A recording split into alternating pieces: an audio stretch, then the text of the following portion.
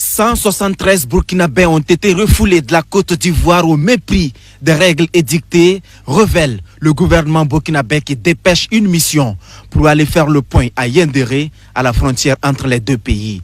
Décision prise ce 17 juillet en Conseil des ministres. Ce qu'il faut donner comme précision, c'est que ces 173 Burkinabés sont constitués en grande majorité de femmes et d'enfants issus d'une seule et même communauté. Et bien sûr que leur expulsion s'est faite au mépris des règles élémentaires en matière humanitaire.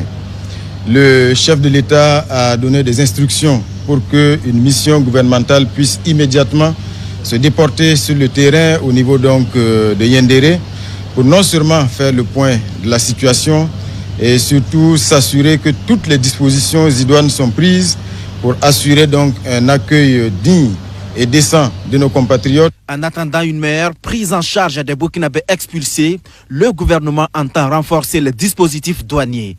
Un avant-projet de loi portant code des douanes a été adopté. Il comporte plusieurs innovations. Par exemple, les questions liées au blanchiment d'argent et au financement du terrorisme, parce qu'aujourd'hui, nous savons bien que ces questions sont des questions qu'il faut regarder avec beaucoup d'attention. Et la douane qui contrôle les frontières a un rôle très important à jouer. Donc, ces questions ont été prises en compte pour faire en sorte que nous puissions disposer d'un dispositif beaucoup plus moderne, beaucoup plus efficace de lutte contre le financement du terrorisme et le blanchiment des capitaux. Également, nous sommes aujourd'hui aussi dans un contexte d'insécurité qui commande que la douane puisse jouer un rôle très important dans la lutte contre l'insécurité, notamment par le contrôle de l'importation des armes, mais également aussi par sa participation donc aux opérations sur le terrain. Et ce n'est pas tout. Désormais, le commerce électronique n'échappera plus aux mesures fiscales. Le nouveau code devrait permettre d'identifier des niches en ligne et élargir l'assiette fiscale. Et enfin, il a été pris en compte tout ce qui est innovation liée au commerce électronique. Cela va permettre donc à la douane d'avoir un dispositif qui permette de prendre en compte les réalités du marché international et également du marché national, et également renforcer les dispositifs de collecte des ressources, parce que la douane est une régie financière qui a un rôle très important à jouer dans la mobilisation des ressources intérieures.